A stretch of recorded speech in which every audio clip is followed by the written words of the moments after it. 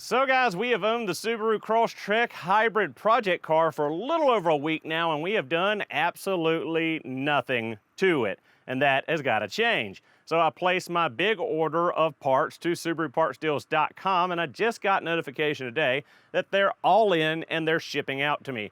That's the valve body, the axle, all kinds of other goodies, but we need to do something in the meantime. Let's get the ball rolling here. So today we're gonna look at the air conditioning and see why the AC is not working in this car. And we're gonna try to do something with the horrible, disgusting, peeling steering wheel in the car. With that said, let's go ahead and jump into it and see if we can make it look better inside and make it a lot cooler inside as well.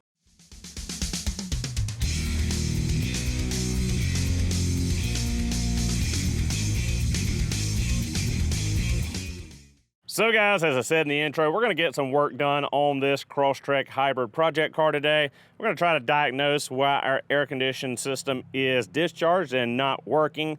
I've pulled a vacuum on the system and it has been on there for about an hour. And as you can see, we are leaking down. So we do have a leak somewhere in the system. I've gone around with the UV light. I'm not seeing any dye or anything like that. So I'll probably shoot a small charge in it with some dye and see if we can pinpoint that leak a little bit easier. The second big thing with this car, as I said in the intro as well, was the fact that the steering wheel is just all kinds of torn up. And it dawned on me, I've got a very nice leather STI steering wheel from the white 2017. And I'm pretty sure I can get that flat bottom STI wheel to work on this car. After looking really quick on some of the Subaru forums, it looks like that the WRX and the STI steering wheels will work with the airbag, the trim, and the radio controls for the Crosstrek, Forester, and the older models. So let's go ahead and jump inside and start on the steering wheel, and we will get to the air conditioning a little bit later in the video. So guys, this is what we're working with, this destroyed leather steering wheel in this car. And it is really, really destroyed. I mean, it peeled all the way around. There's chunks missing. I drove the car and I had black specks all over my hand from this. So we're gonna try to retrofit this flat bottom VA STI steering wheel. So first off, we've got to pop out the airbag on this steering wheel. All right guys, so we popped out the airbag. Now we've covered this in many videos in the past. You go in through the holes in the side and you push these clips, and these 3 spring-loaded clips pop the airbag out. Then you pull these 2 connectors here, pop up the yellow safety, and then wiggle it out, and then pull the horn button off. So now that that's done, we can go ahead and disconnect our electrical connectors here at the top of our clock spring. And then we will need to take loose our center nut here and pull the steering wheel off of the steering shaft. And once that's done, we better get the wheel off and then start transferring all of these buttons and trim and all this stuff over to the new wheel. And hopefully it'll all line up and work.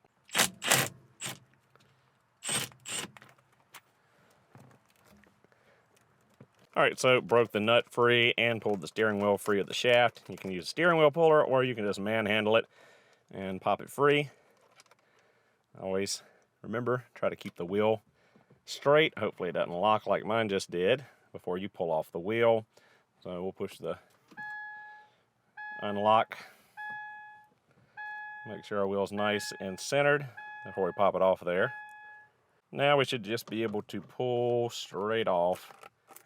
And again, don't mess with your clock spring and don't mess with anything in there.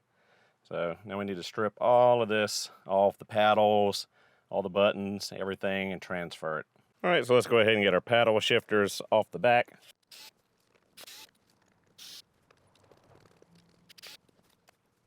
All right, now we should be able to pull our little paddles out.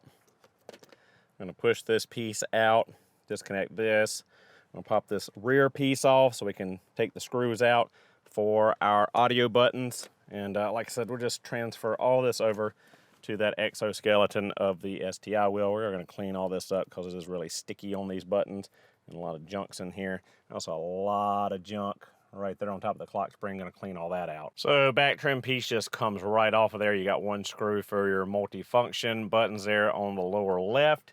And then you've got a screw on either side here to pop off the cruise control, radio control, all that buttons, and then they'll just slide out. All right, guys, so we got the old Crosstrek steering wheel stripped. We've got everything transferred over to the VA STI wheel.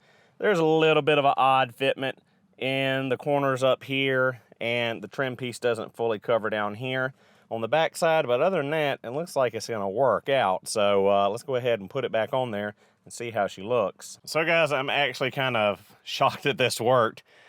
This absolutely has to be the only Crosstrek hybrid that has a VA STI flat bottom steering wheel on it. Now, like I said, there's a little bit of a weird gap here, and a little bit weird here because this curves and this was supposed to be flatter. I'm sure that'll pop out or relief with time. But other than that, this wheel works. It absolutely works. It fits. It's nice. It's not tore up. And the best part was it was absolutely free for this car. Now, as you saw in the beginning of the video, the grill is out of the car. We looked at that in the first inspection video. It was cracked. It was busted all to pieces. Thankfully, one of you viewers reached out to me with a Crosstrek grill, and it should be here in the mail tomorrow, so we can put that on probably in an upcoming video. So thank you again for sending me that grill out. So now that we got this figured out, let's get some cold air blowing, because I don't know if you can see it, but I am sweating. It has been a heck of a hot week here. Now, luckily today it cooled down. It's only like 89 degrees. I say that because it was 104 yesterday with the heat index. So let's go out there and see if we can figure out this air conditioning leak. All right, guys, so we injected a little bit of UV dyed oil into the system, and we are now charging it up. And we're just gonna run it a little bit and see if we can see where that slow little tiny leak is.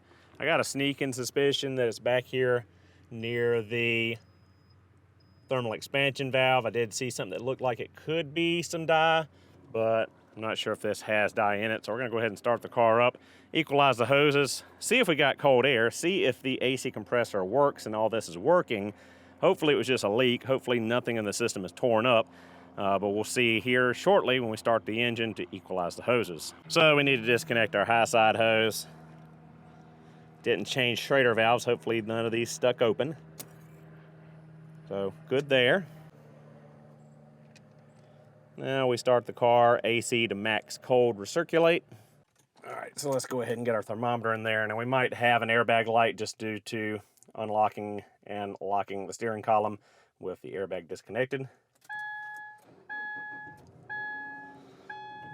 Although we don't have one, so lucky us. Oh, yep, nope, we don't. All right, so auto, low, ooh, nice cold air immediately. Compressor kicked on, no weird noises. Looks like our AC system's gonna work. We just got a leak. So go ahead and turn cold down, turn our air up. Air is on, recirculate's on. We'll go out and hit our equalize button and let our temperatures draw down. Make sure we're getting that nice cold air.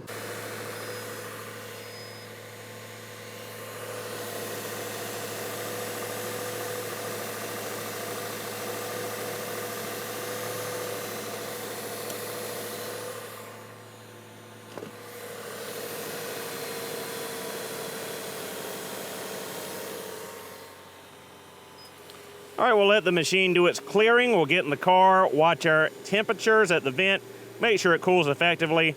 Then we'll jump out, look under here with the UV light, see if we can spot our leak.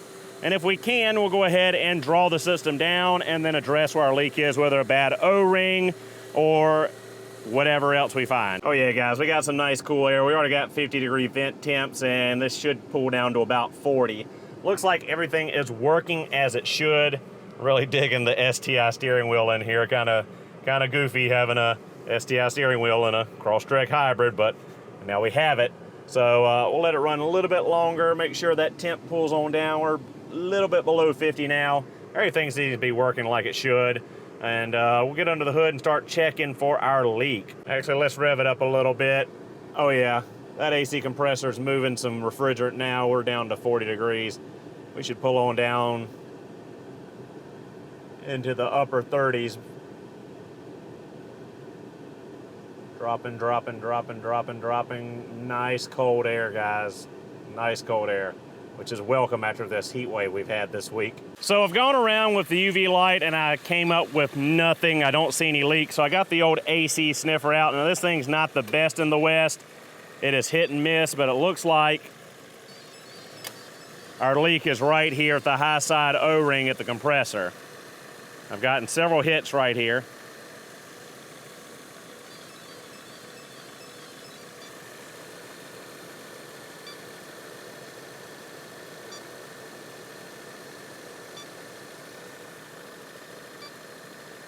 It's right up near the front of the compressor. Around the low side. Not getting anything. Go back to the high side again. And it's pegging out, so I got a feeling that is our leak. We'll check back here again around the thermal expansion valve. Not hitting anything. Didn't see anything around the condenser or the condenser connections. Right here, every time I get a hit. So we're gonna pull the charge out of this. We're gonna go ahead and put both of the O-rings at the compressor and vacuum it and see if that holds vacuum. And man, I really hate to shut this thing off because it is nice and chilly in here, but we've got to fix that leak, so time to shut it down and pull the charge back out. All right, guys, we're gonna go ahead and replace both of these O-rings. We're also gonna replace both of the Schrader valves just because. And we got some dye in there now on the low side. So go ahead and knock these out. Now, apparently, according to our AC sniffer, this is the one that was leaking. So let's see if we can see anything that looks like, well, it is really flat. It's really flat, so hopefully that is the source of our issue.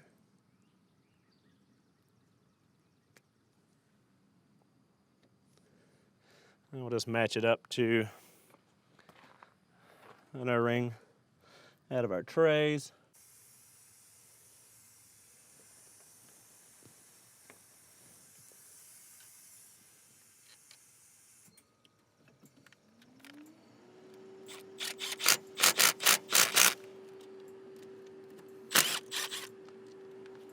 Probably should have changed the low side when I had the high side off. Should be able to wiggle it on out of there. This one looks a little bit more puffy, so to say. A little less flattened out than the high side one did. And it looks like this is my last one of these.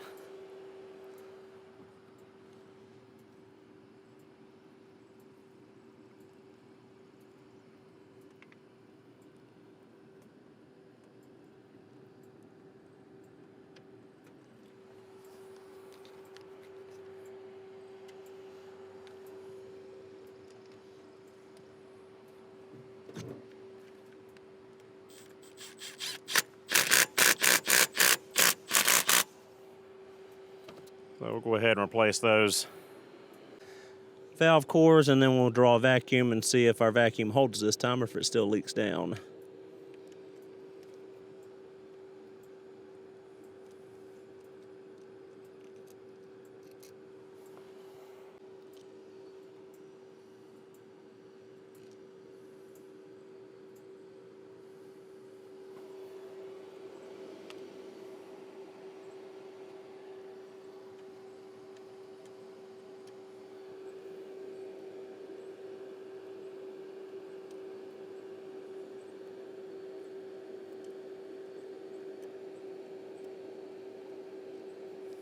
Again, our leak wasn't at the valves or the Schrader valves.